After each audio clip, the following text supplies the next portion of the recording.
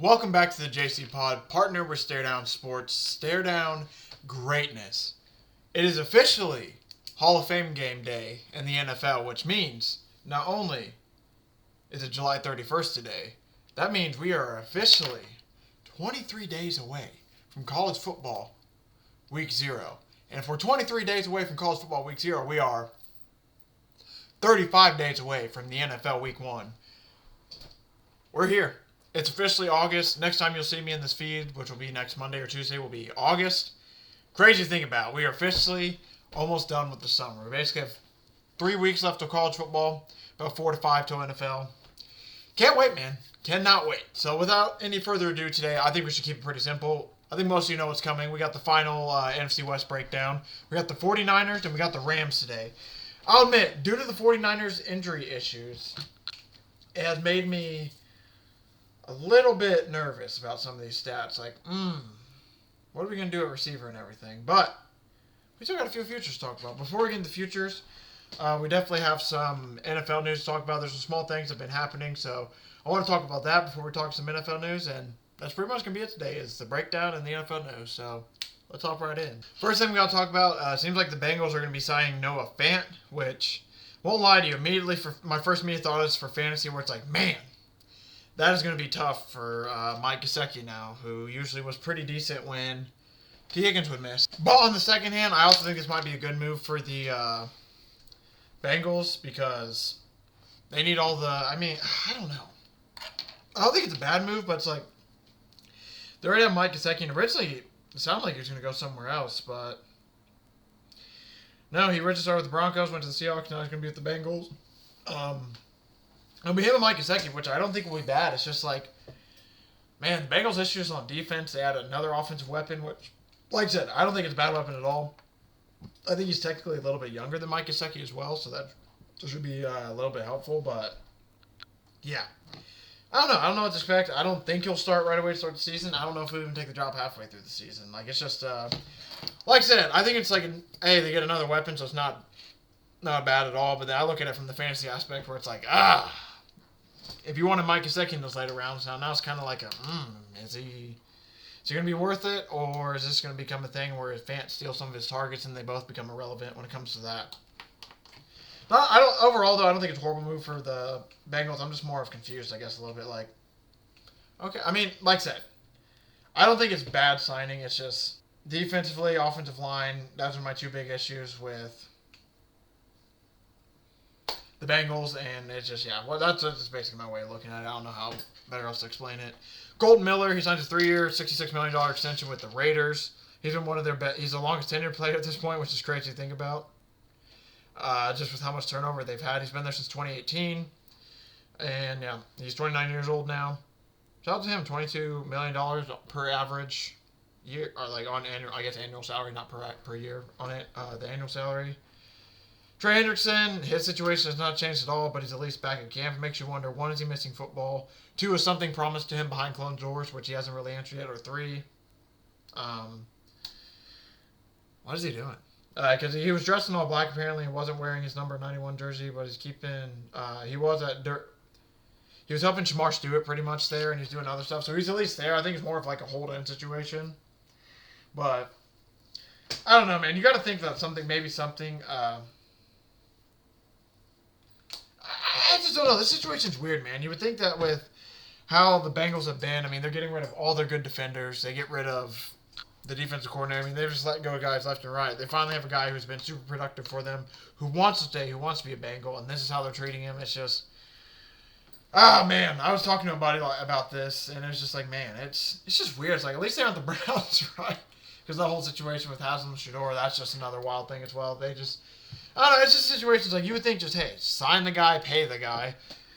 Like, give him the 2 extra years. Like, just figure out, like, you would think if you cared about him this much, you'd figure out the situation. Or else, why don't they just let him go? They did just release Zach Moss, though. And so that's another situation where it's like, hey, maybe them releasing Zach Moss is why they're doing this, because they're starting to clear money. And they told him, like, hey, we're going to work on clearing money. Just give us a bit. I don't know, man. It's just a really weird situation. Something we're going to have to keep an eye on. He didn't stay away for forever, but like I said, because Zach Lots got released, I think they saved a little bit of money, but yeah, I mean, it was they have Chase Brown who's there. The Bengals do. They picked up Samaje Perine as a backup. Taj Brooks is going to be the number 3 who is a rookie. So it's to the point where, yeah, because of the Zach Moss injury, I mean, they just may as well not even keep him around. But then you look at just like, all right, so they're making all these moves, but they're not doing anything with the Trey Henderson situation. Just weird. It is just really, really weird, man. I want to say I still expect him to play for them, but this is the Bengals, so it's to the point where it's like, man, I don't know if he's going to... The fact that he's back, at least, hopefully, like, as a promising sign that they're starting to figure out something, but... Man, I'd be lying to you if I felt good about it. We're talking about the Seahawks. Their general manager and president of football operations, John Snyder, is getting a contract extension through 2031. And this is what Seahawks chair Jody Allen had to say about it. And the extension of general manager John Snyder's contract is a testament to his 15-plus year football leadership and success. I am confident that John will continue to deliver real results and continue a strong partnership with head coach Mike McDonald and that... excuse me, let me rephrase that. The results and continue a strong partnership with head coach Mike McDonald that is already contributing to our winning culture. I don't know, I was about to say, and is already contributing to our winning culture. You get it, you get it. Basically, man, I don't think it's a bad move. I think John Snyder's actually a pretty good GM. It's just, I don't know. It's like, but the blame is like, is the blame on him or is the blame on Pete Carroll? The fact that Pete Carroll's out and they're extending him makes me think that, all right, so Pete Carroll, at least publicly looking at it from that way, he's taking the blame, and some of the draft picks, are they Pete Carroll's fault? I don't know. That's what a lot of people are saying now. Is like, hey, they should have got rid of Pete Carroll a little bit sooner, and maybe this wouldn't have happened, and they could have won back-to-back divisions. I don't know about all that, but I do think that if they're extending him, that obviously it's like, hey, they like what he's been doing, so they're going to keep him around. And, I mean, the Seahawks weren't horrible last year. They did start to slowly improve, so it's going to be interesting to see if they take another step forward or if the signing was just the beginning of the downhill fall for the Seahawks. I think it's going to be a decent move. It's just their division is tough. The Rams are getting better. The 49ers are going to be good again this year. Seems like 49ers, Rams. Why can't I think of that third team? We literally talked about them yesterday. Why can't I think of it? Cardinals, another team, going to be really good this year. So that's just something to keep an eye on when it comes to like the overall. I don't know what to make of it too much. I'd be lying to you if I said I was a GM expert. But I think I've heard a lot of good things about him, so I do generally think that'd be a good move. Isaiah Likely is going to have foot surgery. He's going to miss up to 6 weeks, apparently. When they were looking through, there was a broken bone in their foot. Like when they first looked through, they just thought, oh, it might be, I think, if I'm not mistaken, when they first looked, well, that's interesting. Just accidentally hit my space bar and stopped the recording. So if you wonder why there's a weird cut, I might as well kind of explain it. But yeah, overall, like I said, we were talking about Isaiah Likely. He should be back and ready to go for week 1. He could be ready for week 1, could be a little bit sooner, but he's believed to be out at least like 6 weeks is the guess as of now. Something that sucks for the Dolphins, Kader Kohu is going to be missing the whole 2025 season after he suffered a knee injury. He went down grabbing his right knee after one-on-one reps against Tyreek Hill. Just really sucks. This was a team that, especially defensively, could not afford to lose any other more defenders, and now they've just lost another one. It could be a really rough year for the Dolphins at this point. I really am starting to wonder, like, is Mike McDaniel's going to be one of those hot seat coaches this year, because they haven't seen enough progress to, I think, keep him around as a head coach, and it's just, I don't want to say the Dolphins feel stagnant, but it's almost like a stagnant, like, especially at least the hype-wise, where it's like, they got hype, like, oh, Drew McDaniel, this is going to be awesome, but now it's been a couple of years, just kind of like, they're the Dolphins. They're there. And you just kind of look at that, it's like, it's probably not a good sign for your football team. And the last thing I want to talk about is another injury, which really, really sucks. He was a third-round pick in 2022, but Martin Emerson has officially suffered a torn Achilles. He will miss all 2025. This sucks for the Browns, who... it just sucks for the Browns because they lose a really good cornerback depth. Excuse me. It seems like that... who is it? They screwed it up who it was. Sorry, Greg Newsome. He's going to probably step into the role, help out a little bit. But he's grown. He's been really good for them. He's made 33 career starts in with 27 coming over the last 2 seasons. So he's really starting to become like a reliable corner for them. He didn't have any interceptions last year, but he was still he had 4 in 2023. Like I said, didn't have any last year, but he's still a really good corner for them. So losing him is just going to be a huge loss for a team that already is looking like they're going to have a rough time. And I lied. One more thing I want to talk about. Rams expect Stafford to recover from the ailing back thing by week 1. He's missing a second straight week of training camp because of the ailment, but it says that he should be fine. And that leads up pretty well into the talking about the NFC West now and talking about some of these teams. So let's do that. The standings from last year.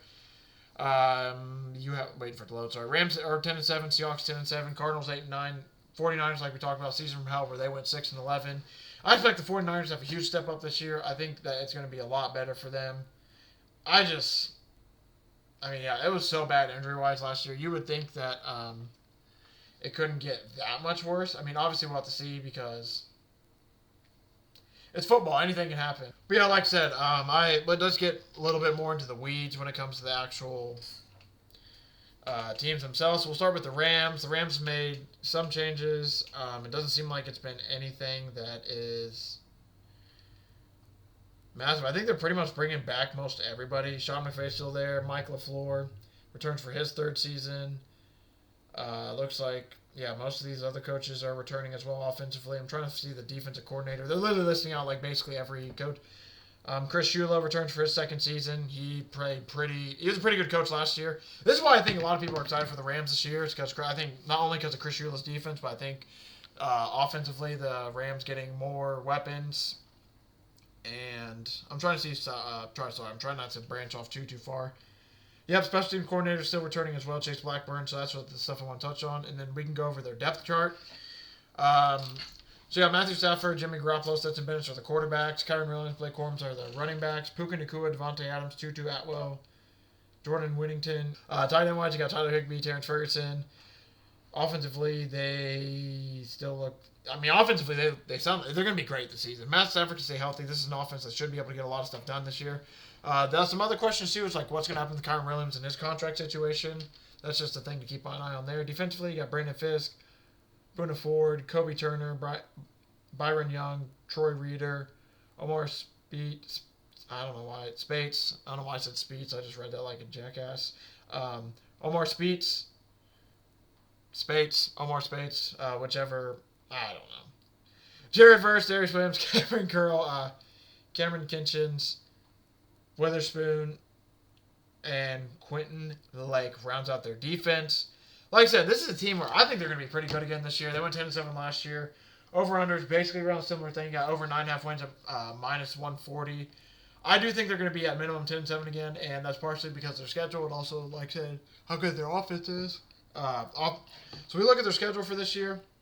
They start off, they're home against the Texans, then they go on the road for Tennessee, on the road for Philadelphia, back home against Indianapolis, then home against 49ers, away for Baltimore, home versus Jacksonville, but I believe this is overseas, so technically I guess Jacksonville will be the home game in that case. Then you got the Week 8 bye, followed by a home game against New Orleans in Week 9, then they travel to San Francisco, back home for Seattle, home versus Tampa Bay, away versus Carolina, away versus Arizona, home versus Detroit, away versus Seattle, away versus Atlanta, and then home versus Arizona.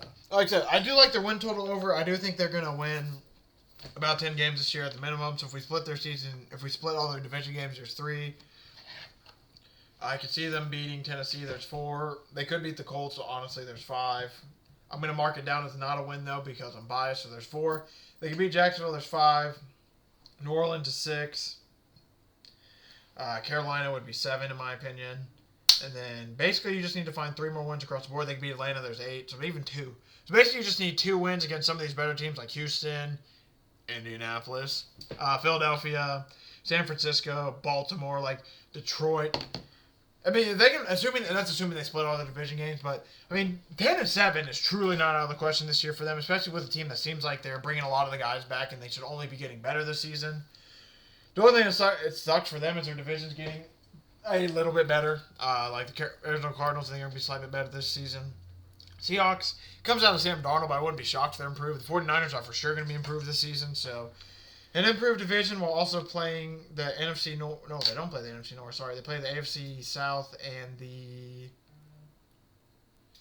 NFC. Oh, they play the NFC South and the AFC South. Okay. That makes me like it even more because they play the two weakest divisions when it comes to like teams you look at. So, yeah, hell, if they sweep those divisions, but I'm not saying they're going to sweep those divisions, obviously, but if they do, there's 8 wins right there. So, no, regardless, overall, it's me trying to finding ways to say that I do like over 9.5 wins for them, and I think it's going to be a good year for them.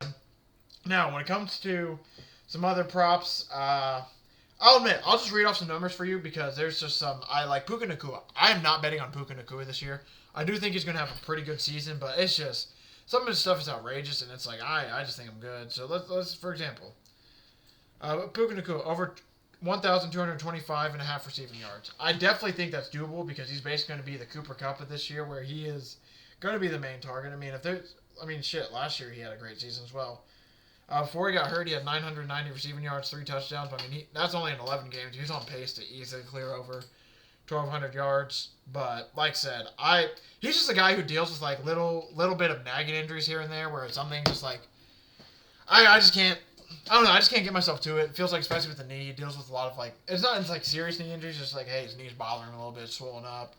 There's just stuff like that, and then overall, it's a massive number. I'm not going to lie to you. We're a little late in the season for me to want to take up 1,200 over receiving as well.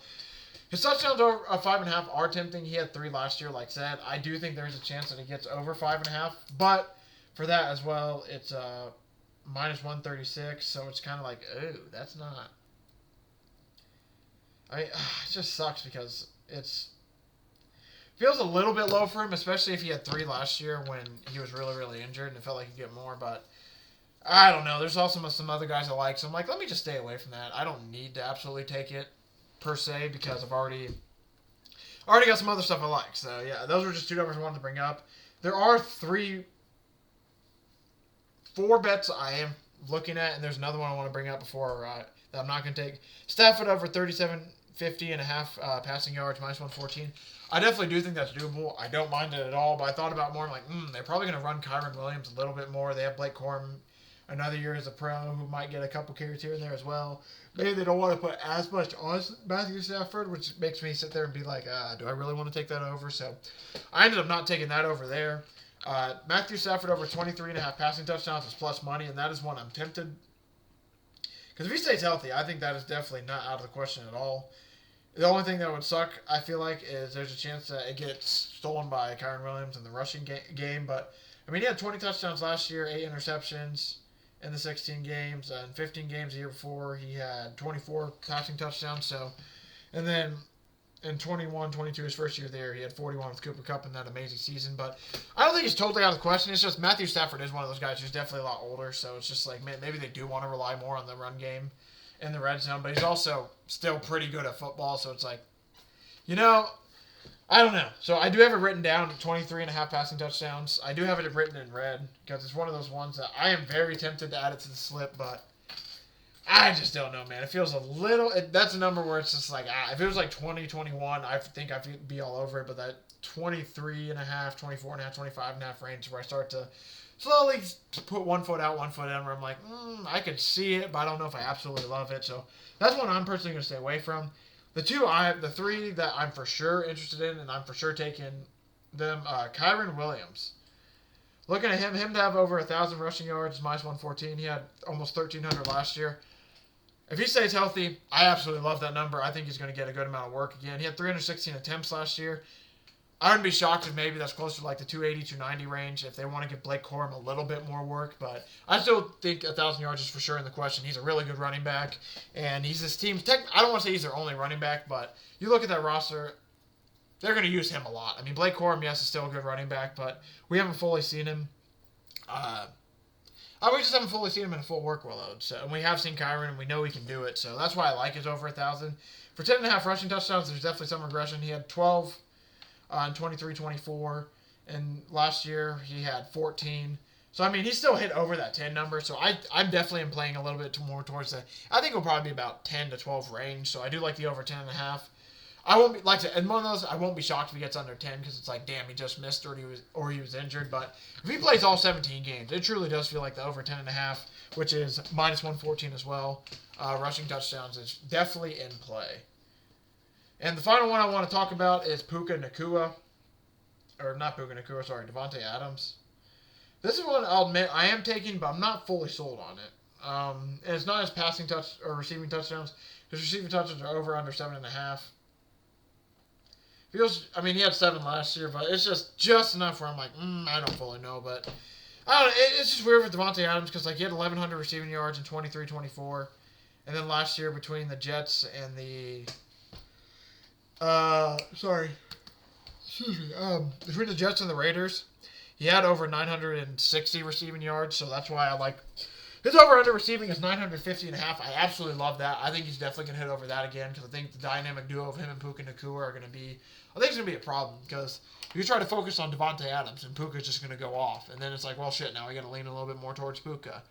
You got Devontae Adams on the other side, who's definitely not old yet, so that's why I love that number at 950. I love that's under 1,000 because, basically every year of his career since 2018, 2019, except for one season since 2018, 2019. 2019-2020 he had 997 receiving yards, and he only played in 12 games, so he should have had over 1,000. So basically counting that as well, last season was the only season he didn't have 1,000 yards. So it's one of those things where it's like he's proven that he's a great receiver. I don't think he's lost a step just yet, so I definitely like the number being at 950. But the point that gets me, like I said, is over 7.5 receiving touchdowns. I wouldn't be shocked if he does it, but it's one of those things where it's like, I don't think I can take it. I think 7.5 is just too big of a number to where I'm like, I think I'm going to just lay off that. So final thoughts for the Rams. Like I said, I think this is going to be a team that is 10-7, 11-6 range. I don't think they're going to, I don't want to consider it a plateau, but I don't think they're going to, completely swing up on their win total. Mainly because, like I said, I think the 49ers are going to be better, so that game's going to be tough. They're playing the AFC South and NFC South, so that benefits them there, but they still got some tough games. They play, because they're a first place team, they play all the first place teams, so they would have played Houston regardless. But they play Philadelphia. They play Tampa Bay, which they would have done regardless because the NFC South, like I said, they play Detroit. They play Baltimore. They don't play Kansas City, though. That's actually... Kansas City won their division. Why is that? Maybe that's one thing with the rule I don't fully understand yet. But regardless, they're playing good teams, so they're going to have to steal a game or two here or there from some of the teams. But this is all this team last year that almost beat the Philadelphia Eagles. And if we want to look at it like that, ifs and buts, we know what they say about those. But they almost beat the Eagles last year, which if you look at it that way, it's like, okay, so they have a chance to maybe do something. So we should probably hope on that. So I guess, and then hope. No, that at least I'm going to hope on that.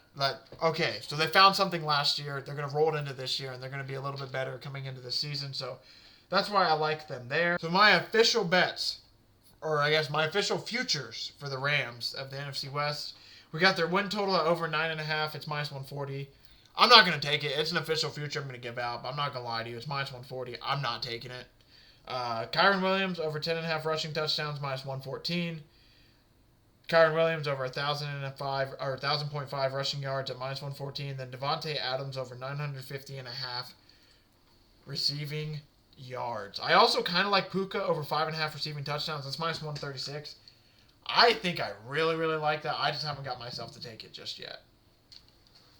But now, that leaves us with just one final team in this breakdown series. One final team. It is the San Francisco 49er, who... I think their only real coaching change, like I said, they went 6-11 last year. Basically the team from hell. They had injuries just left and right. A lot of injuries. Just way, way too many injuries to be able to do something with it. But Clay Kubiak is now going to be the offensive coordinator. He's been promoted to offensive coordinator. So, and then Mick Lombardi replaces Brian Griese as the quarterbacks coach. A lot of small stuff. Brandon Staley's going to be the assistant head coach on defense now. But Robert Saleh is officially the defensive coordinator. That's a huge add back for them. But yeah, special teams coordinator Brian Schneider left the team. Defensive coordinator Nick Sorensen left the team. But past that, not really too much changing other than that. I'm trying to see who they're... Yeah, not too many other changes other than that. They still got Kyle Shanahan calling plays. Still have Brock Purdy as a quarterback. But speaking of Brock Purdy, let's go over that depth chart. You got Brock Purdy, Mac Jones, Curtis Rourke as the quarterbacks, Christian McCaffrey, Isaac Guerrero, Jordan James as the running backs. Jordan James, the former Oregon running back. Then you got Brandon Ayuk, who's injured right now. Juwan Jennings, who's injured but might be a contract issue. Ricky Pearsall, Demarcus Robinson, Jacob Cowing, Jordan Watkins as the wide receiver, George Kittle, Luke Farrell as their tight ends, Kyle Juszczyk as their fullback. Then you look at defensively, they got Micah Williams, Kevin Givens, Jordan Elliott, Nick Bosa, D. Winters, Fred Warner, Nick Martin, Diamador Lenore. Oh, what is something going on with Diamador Lenore? I need to read the... What does A mean? Absent? I'm assuming absent, but I think he might be fine. I don't know. Something might be going on with Diamador Lenore. I have not heard that fully, but I haven't looked into it, so I could... That might be something you need to keep an eye on. Malik Mustafa, Jair Brown, Renardo Green, and Upton Stout. I really apologize. Uptown Stout. Man. Woo, we having fun, man. It's almost the weekend. Almost that weekend time. But then we look at their schedule.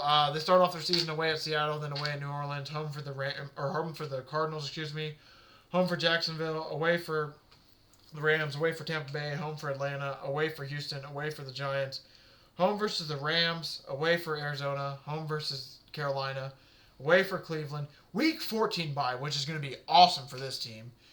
Especially if this is going to be a playoff team. Week 14 having to bye way later in the season. That should be huge for them. Week 15 versus Tennessee. Week 16 Monday Night Football in Indianapolis is traveling away. Your boy might be trying to go to that game, I won't lie, because that should be a really fun game, especially if AR is cooking by that point in the season. The last two games are home games against the Bears, home games against the Seahawks. This is a team that their win total over under 9.5 win totals minus 175. Over 10.5 is minus 110. Reading that schedule out, they play the AFC South and the NFC South. I think I want to take their win total at 10.5 at the minus 110, but it'd be something where maybe it might be stupid to think this way, but maybe them and now this year will be the Rams and the 49ers both winning 10 games. Maybe that's something you can combine, make a two-leg out of that over both of those teams over 9.5. That's probably plus money. Don't think I'm going to do that per se, but I think over 9.5 wins is for sure the safe one, but 10.5, I would not be shocked that happens at all. I definitely think that. I mean, this team's going to be good this year. They definitely lose some pieces. There are some questions about that wide receiver room, obviously because of injuries and stuff like that. But I do think this is going to be a team that's going to be pretty good this season. They're definitely, I think, going to bounce back from what it was last year. And I think getting Robert Saleh was huge for them. Two things I want to talk about when it comes to Brock Purdy. Under 38.50.5 passing yards, minus 114. Under 24.5 passing touchdowns, minus 132. These numbers just feel like they're super juiced from last year just because this team's schedule is going to be a lot easier. And because it's going to be a lot easier, obviously I think they're going to be a team who puts up numbers. I'll admit, I just couldn't get myself there with either of his stats. I think he's going to have a pretty good year. Like, I wouldn't be shocked. Another one in the situation. Wouldn't be shocked if he throws for that many. I just don't want to place my money on it. I just think he might. Because if he ends up somewhere around like 3,800 passing yards and like 22 touchdowns, still a pretty good year, but he didn't hit the over for us. But like I said, their schedule being a little bit lighter makes me look at those numbers like, okay, so those numbers aren't as bad as I think they are, but if Christian McCaffrey is back and healthy, maybe they'll rely on him a little bit more, which that is one person stat I am looking at. If Christian McCaffrey stays healthy, his over-under rushing yards are 950.5 rushing yards. I absolutely love that number. I'm going to bet this assuming that Christian McCaffrey stays healthy this year. I don't think it's going to be like a 50-50 shot, like, oh, he's healthy or oh, he's injured. I think that he missed so much time last year, and they spent so much of that. He missed so much time last year, he was hopefully able to fix a lot of his issues. It just comes down to, like, is he going to have issues again this year, which, like I said, I wouldn't be shocked if he misses a game or two, but I don't think it's going to be something where he misses a lot of the season again. And it sounds like he's looking healthy. It sounds like everything's looking good. I mean, the year he was 1,400 rushing yards and 14 touchdowns just 2 years ago. Even the year before that, 746 rushing yards, 6 touchdowns. He only played in 11 games. And I'm pretty sure he missed, like, the start of the season and played in, like, the last 11 games because he was hurt from his time in Carolina. But it's just the thing. It's with Christian McCaffrey. I also love his rushing touchdown over at 7.5. I can't remember what the juice is on that. Let me look it up real quick because I thankfully think I do still have it saved. I do not. Nice. I think it's like minus 108 though. There's something around there. I know it's minus money. I don't think it's like minus 130, minus 140 though. I think it's like around the minus 108 range. But I love his over 950 rushing yards. I love his over 7.5 rushing touchdowns. Absolutely love it if he can stay healthy. If you told me that Christian McCaffrey stayed healthy for every game but 2, absolutely love these numbers. If he starts to miss even 3 games, even if he misses 3 games, I still think I like these numbers a good amount. But if he starts to miss like 4, 5, 6 games, that's where it's like, okay, these numbers really start to drop off a cliff and it becomes like a massive issue. But like I said, I do think he's going to be able to do it. So I think he's going to be fine. And then, because like I said, their receiving issue is going to be probably going to be a problem. Like Juwan Jennings is basically going to be the leader in the clubhouse. I mean, Brandon Ayuk's there too, but if he's not fully healthy, he's still coming back from the injury. It might take him a little bit of time going. So there's one person I'm looking on when it comes to betting player props, and that is not Juwan Jennings. That is that boy George Kittle, who had 1,100 receiving yards last year and 8 touchdowns. Now you look this year, is over under 6.5 touchdowns plus 118. 900 receiving yards is his over. I love the receiving yards. Those are one for sure that I will be taking for George Kittle. Now the touchdowns, not 100% sure. I'm tempted because I like the odds for it, but I just don't know if I want to do it. It's one of those situations. We have a lot of futures plays. Don't know. I mean, I'm to the point now where it's like, hey, any money I'm placing now is just eating into like the week 1 fund unless I'm able to save more money for that. So one of those situations, I do not have these placed, but plus 118 for over 6.5 touchdowns when I think he's going to be the main target. So like that's why I'm like, it's just so tempting. It's so tempting to take the over 6.5 touchdowns plus 118 because I do think he's going to have a good year this year. I'm just going to take it. I like it enough to where we'll take it. We'll just, if we get burned by it, we get burned. I just really do enjoy it. So I think I'm going to, sorry, I'm also writing it down while I'm talking because I didn't have this one written down because I didn't think I was going to take it. But I think I will take it. I do think George Kittle is going to be probably going to have to be their leader in the clubhouse again when it comes to receiving just because, I mean, he's probably the most dominant weapon when you compare him to like Juwan Jennings, Brandon Ayuk, Christian McCaffrey. I mean, obviously Christian McCaffrey's one, but there's an argument to be made. Maybe George Kittle's number 2. So that's going to be where I'm looking there. Probably just going to just take it, suck it up, don't get nervous, deal with the consequences. Because obviously, I mean, at worst, we just lose money.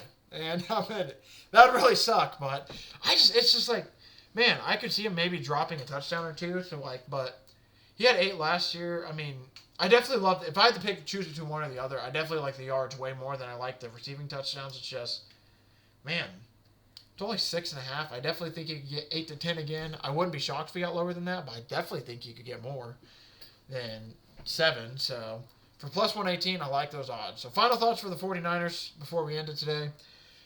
I think they're going to be a good team again. I think them and the Rams could both easily have 10 wins again, be both 10-7.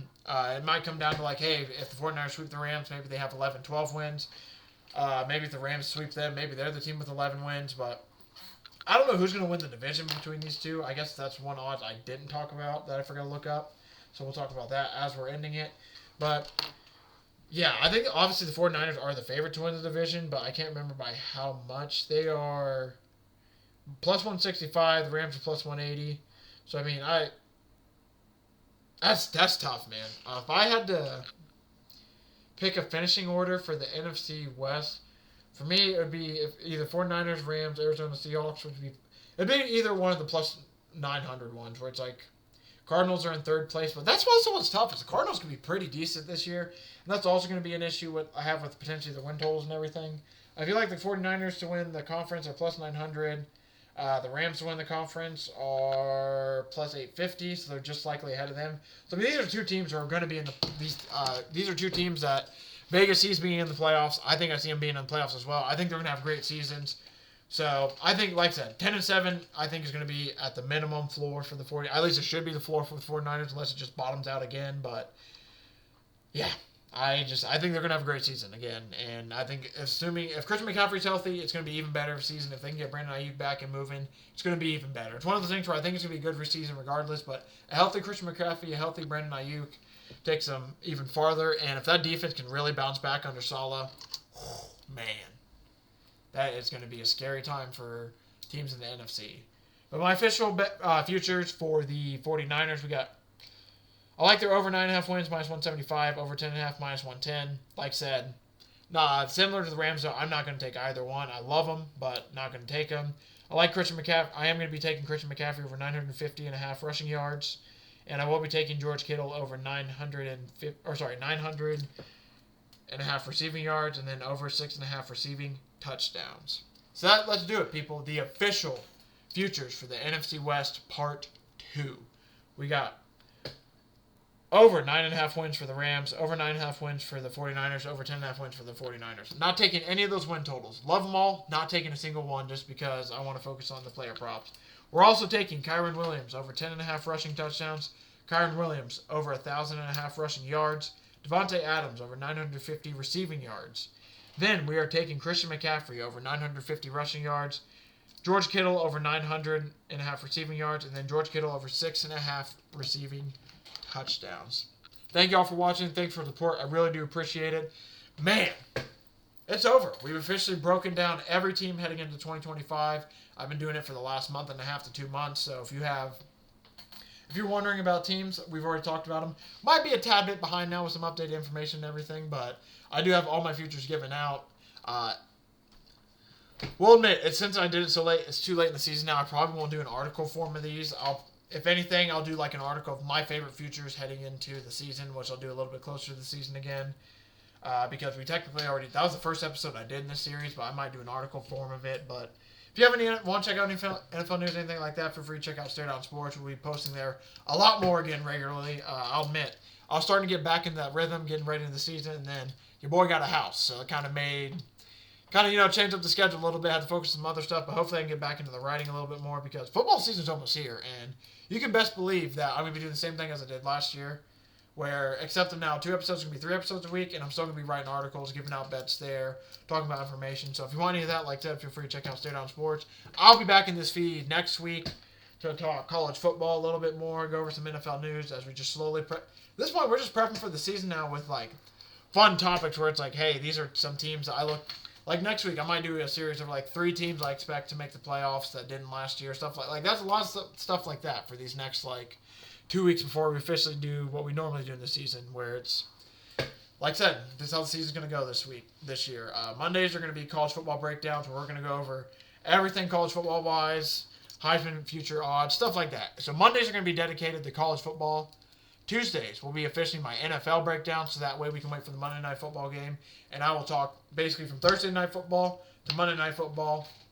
And as the season goes on, obviously, we focus on more of the playoff teams. We drop some of the teams that won't be in the playoffs, but there's only 16 games a week, most weeks, so we'll talk about a lot. So Monday's college football, Monday college football recap. Tuesday is NFL football recap, and then Wednesday will be my official giving out of bets for college football weekend, NFL football weekend, and all that fun jazz.